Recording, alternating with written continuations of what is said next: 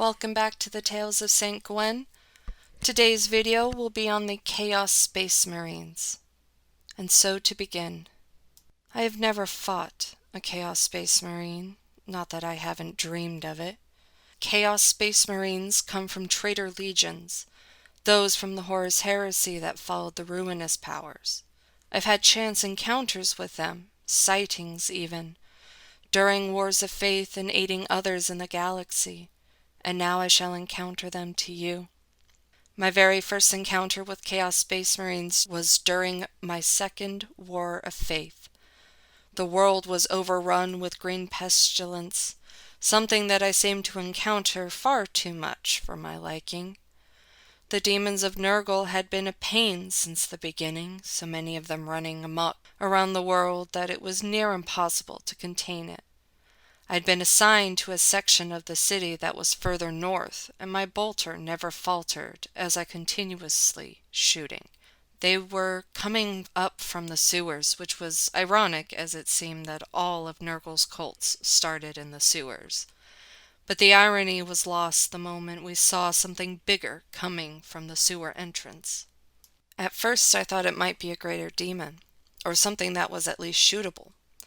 But as his helmet emerged from the entrance, I whispered a prayer. It was a plague marine, more importantly, one from Mortarion's own legion of the Death Guard. I had heard one of my sisters vomit onto the ground at the sight of them, and I must admit they made me queasy as well. From top to bottom, they were the same puke green as the rest of the Nurgle armor. He wore no helmet, probably because his face was bloated and pulsing out like an infection. I knew we had no chance to fight them head-on. We had no weapons that could kill them easily.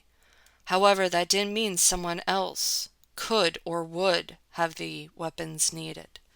I called my group to fall back to a previous position, alerting the commander of the sighting, and I assumed she had used a plasma weapon to finally kill him. The one time I saw an Emperor's children, the remaining Space Marines whose father was the corrupter Horus himself. It was on the bow of a ship, and two of them were standing behind the ship's captain, a woman I would rather not talk about.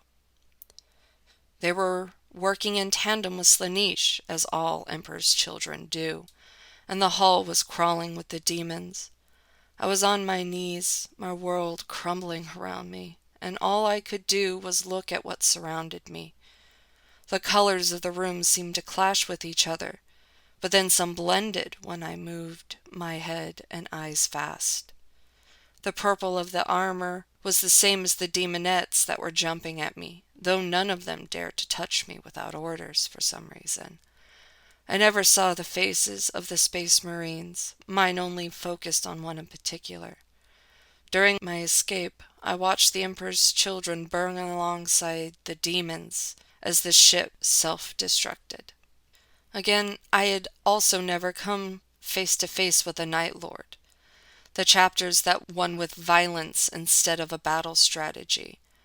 I had only had a glimpse of them. It was on a planet that was on the brink of civil war. The governor and upper class versus the rest of the population, and all because the upper class wanted more minerals to adorn their homes with at risk of the mining collapse. My unit had been sent into the planet to try and stop the rebellion from happening. However, I was not hopeful after just one meeting with the ecclesiarchy and saw how their attitude was.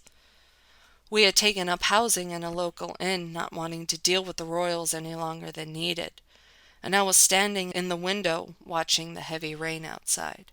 It was only a few seconds, and the light came from the lightning that fell from the sky.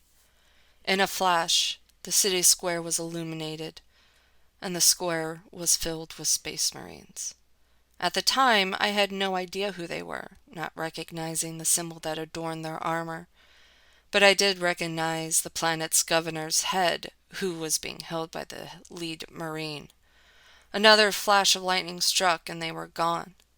My commander went to the palace immediately to check in on my sightings, only to find the governor and his wife decapitated in their beds. With some research, I found that they were Chaos Space Marines, sons of Conrad Cruz, and we were lucky they hadn't attacked the whole planet. After the Horus Heresy, the Night Lords were cleared that they didn't follow anyone, not Chaos and not the Emperor, only cared for the pleasure of killing and the satisfaction it gave them. After that, the Word Bearers are one of the only ones that I've come face to face with, and not felt immense terror at the sight. Perhaps it was because on the field of battle the red horns of their armor matched those of the Bloodletters and other Khorne demons that were on the battlefield. Perhaps it was because they seemed small next to the greater demons that was making wide steps behind them. Or perhaps they just seemed as pitiful as the day they turned against the Empire. Their Primarch story was a pitiful one, just as their Fall to Chaos was. And now they serve Chaos undivided, meaning they had no real power play in the galaxy. They sold their souls to worship the ruinous powers of instead of the Emperor, and for that I find them pitiful. One that I haven't seen in all my years, though not for lack of trying, is that of the Alpha Legion. They are the most elusive and most intriguing to me.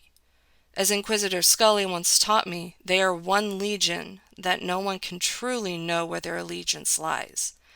They could follow the ruinous powers and be led by Alfarius, or were they led by Omegon and playing the long game as working for Tzeentch for the time being? It is why I find them so fascinating, because people will choose a side but have no hard evidence. Following the Alpha Legion is another chapter of Chaos Space Marines that follows Tzeentch, the Thousand Sons. As my interaction with Tzeentch and his demons or mortal followers has been limited to only a handful of encounters, I've only seen the Thousand Sons once. It was during the time I was on Inquisitor Scully's ship, and we had just finished fighting a chaos-ridden ship, which now hung in space completely disabled. And we saw the bay door open. 3,000 suns, adorned in their blue and gold armor, flew out, looking to board our ship by force. Scully had screamed to the helmsman to turn towards them and commanded to fire. The large plasma shots ripped their bodies apart in space, and we left the now falling apart ship and bodies behind us. The Iron Warriors were led by Pertrabo, and beyond having a chance sighting of them during a battle, I have no knowledge of them. It was also not a confirmed sighting, as no one else claimed to have seen them. It was a war of faith right after my 5 years on Scully's ship, so it's possible I imagined the sighting. With 2 left to go, we'll go with World Eaters, and they are led by the Demon Primarch Angron. He, like his legions, are red like the chaos god they follow, Khorne, though his body is that of a demon prince. My sighting of them came when Scully finally tracked down the blood cult on a hive world, which was overrun by the time we arrived. I took the combination of the Grey Knights and our strategy to take 5 of them down, and even then I never considered crossing blades with one personally. Lastly is the one that didn't come from a traitor Primarch, but that of Abaddon himself.